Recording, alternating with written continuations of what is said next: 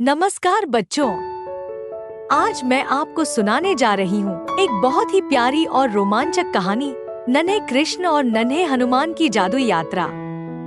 सोचो जरा, जब बाल हनुमान और छोटे कृष्ण एक साथ जंगल में खेलें, तो क्या क्या मस्ती होगी। और अगर उन्हें वहाँ एक रहस्यमय गुफा मिल जाए जो किसी दूसरी जादुई दुनिया का दरवाजा खोल दे, तो बस मजा ही मजा। तो चलिए बिना देर किए चलते हैं उस हरियाली, हंसी और जादू से भरी दुनिया में, जहां दोस्ती, साहस और संगीत मिलकर चमत्कार करते हैं। कहानी शुरू होती है। नन्हे कृष्ण और नन्हे हनुमान की जादुई यात्रा। बरसाने के पास एक हरा भरा जंगल था। उस जंगल में पक्षियों की मीठी चहचहाहट, फूलों की सुगंध और तितलियों की रंगीन उड़ान हमेशा रहती थी। वहीं पास में नन्हे कृष्ण अपने दोस्तों के साथ खेलते कूदते, गाय चराते और बांसुरी बजाया करते थे। एक दिन सुबह सुबह जब सूरज की पहली किरणें जंगल के पेड़ों को सुनहरा रंग दे रही थी, नन्हे कृष्ण ने देखा कि हनुमान वहां आ रहे हैं। बस फिर क्या था, उनके चेहरे पर मुस्कान फैल गई।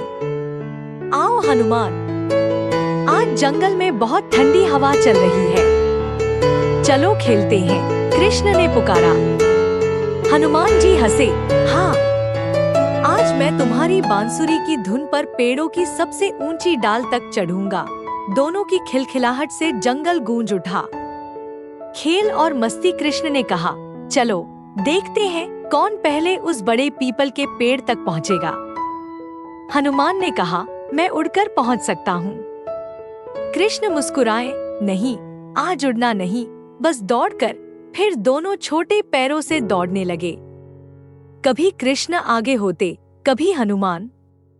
चारों ओर हंसी की गूंज थी। पेड़ भी जैसे उनकी मस्ती देखकर नाच रहे थे। प्रतियोगिता खत्म होते ही हनुमान ने कहा, हमेशा तुम जीत जाते हो, क्योंकि तुम्हारी चाल में संगीत है। कृष्ण हंस पड़े, और तुम्हारे कूदने में शक्ति है। दोनों ने पेड़ की छाया में बैठकर थोड़ी देर विश्राम किया। पर तभी कुछ अजीब हुआ। रहस्यमय गुफा पेड़ों के पीछे से एक हल्की नीली रोशनी चमक रही थी, जैसे कोई दीपक जल रहा हो, पर उस रंग की चमक बहुत अलग थी। दोनों जिज्ञासु बालकों ने एक दूसरे को देखा। क्या तुम वो रोशनी देख रहे हो? हनुमान ने पूछा। हाँ, कृष्ण ने कहा, चलो देखते हैं यह कैसी जगह है। जब दोनों पास पहुँचे, उन्हें एक गहरी गुफा दिखाई दी। उसके मुहाने पर बेलें और फूल लटक रहे थे, पर भीतर से आती रोशनी ने सबको मंत्रमुग्ध कर दिया था।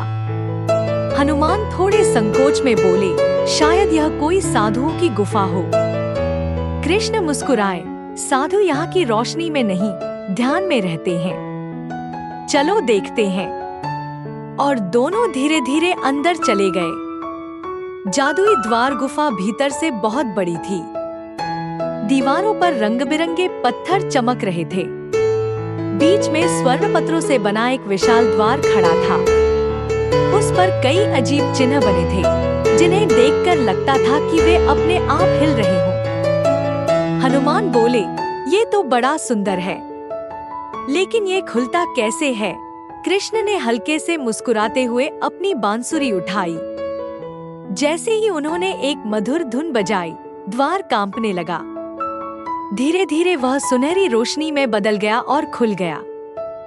दोनों ने आंखें चौंधिया ली और फिर पाया, सामने एक नई अद्भुत दुनिया थी। दूसरी दुनिया की पहली झलक। वहाँ का आकाश कोमल बैंगनी रंग का था। पेड़ों की पत्तियां चांदी जैसी चमकदार थी। फूल बोल रहे थे और हवा में मीठी सुगंध भरी थी। एक झील थी जिसके पानी में तारे तैर रहे थे। हनुमान आश्चर्य से बोले, वाह, यहाँ का तो आसमान भी गा रहा है। कृष्ण ने मुस्कुराकर कहा, यह शायद देवताओं की दुनिया नहीं, बल्कि कल्पना की है। दोनों ने आगे बढ़ना शुरू किया। बोलते पेड़ और उड़ते पंख। जैसे जैसे वे चलते गए, पेड़ झुककर उनका अभिवादन कर रहे थे। एक बड़े बरगद के पेड़ ने उनसे कहा, स्वागत है वीर बालकों। बहुत समय बाद कोई इस द्वार से आया है। कृष्ण ने नम्रता से पूछा, यह कौन सी जगह है? पेड़ ने उत्तर दिया, यह कल्पवृष्टि लोक है, जहाँ इच्छा सोचते ही पूरी हो जाती है। हनुमान बोले, तो मैं तो यहाँ बहुत सारे लड्डू बनाऊंगा। सुनते ही उनके सामने गर्मागर्म लड्डू की पहाड़ियाँ उभर आईं। दोनों खिलखिलाकर हंसने लगे। कृष्ण ने भी अपनी बांसुरी बजाई और झील के ऊपर सुनहरी मछलियाँ नाचने लगी। वह दृश्य इतना सुंदर था कि आसमान भी चमकने लगा। जादुई जीवों से मुलाकात थोड़ी ही दूर चलने पर उन्हें छोटे छोटे परियों जैसे जीव मिले। उनके पंख इंद्रधनुष जैसे थे। उन्होंने गाना शुरू किया, हर स्वर से फूल खिल जाते। हनुमान ने तालियां बजाई, अरे ये तो कमाल है, तुम्हारे गीत से तो जंगल हंस उठा। एक परी ने मुस्कुरा कर कहा, हम इस लोक के रक्षक हैं। तुम लोग बहुत दूर से आए हो, क्या तुम्हें घर लौटने का रास्ता पता है? कृष्ण बोले, हम बस घूमने आए हैं, फिर लौटेंगे। परी ने कहा, तो सावधान रहना, यहाँ समय धीरे चलता है। तुम्हारी दुनिया में एक पल यहाँ एक दिन के बराबर हो सकता है। इंद्रधनुष का पुल आगे उन्होंने देखा, एक झरने से इंद्रधनुष निकलकर दूसरे पहाड़ तक जा रहा था। वह पुल की तरह आसमान में झूल रहा था। कृष्ण ने कहा, चलो देखते हैं दूसरी तरफ क्या है। हनुमान खुशी से बोले, मैं तो उड़कर पार कर लूं। कृष्ण ने हंसकर कहा, पर मैं चलकर जाऊंगा, तभी तुम्हें साथ चाहिए। तो दोनों ने इंद्रधनुष के पुल पर कदम रखा। वह पुल नरम था, जैसे फूलों से बना हो। जब वे चल रहे थे, नीचे झरना गा रहा था, एक मीठा मधुर स्वर जिसने दिल को छू लिया। पुल के उस पार एक सुनहरी घाटी थी, जहाँ रोशनी खुद नाचती थी।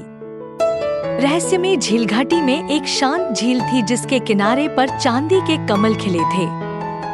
झील में जलते दीपक तैर रहे थे और लहरों में मधुर गूंज थी।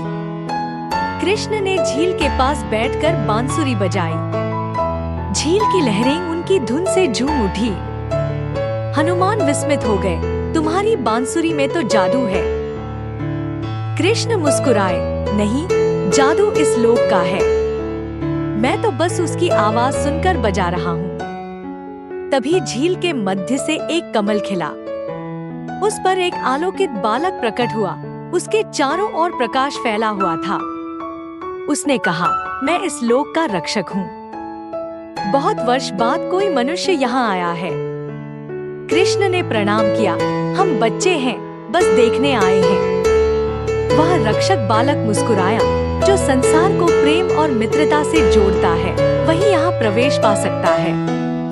तुम दोनों योग्य हो, पर याद रखो, हर अद्भुत स्थान में जिम्मेदारी भी छिपी होती है। परछाइयों का जंगल कुछ दूर चलते ही वे एक ऐसे इलाके में पहुँचे जहाँ सब कुछ अंधेरा था। न सूरज, न चांद, केवल धुंध।